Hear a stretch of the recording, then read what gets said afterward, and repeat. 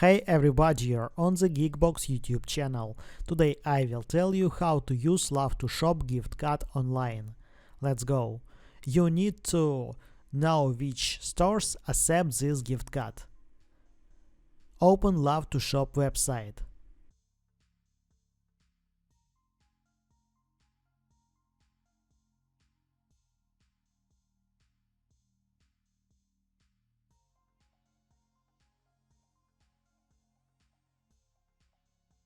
Manage, activate and spend Love2shop.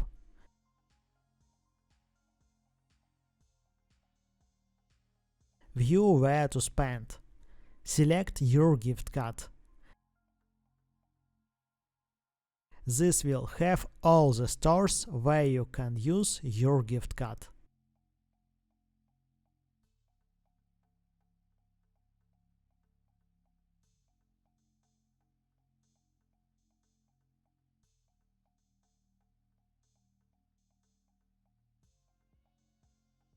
You can use the gift card at the checkout counter of the store.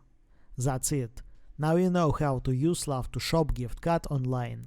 If I've helped you, please like and subscribe to the channel. Good luck and see you soon.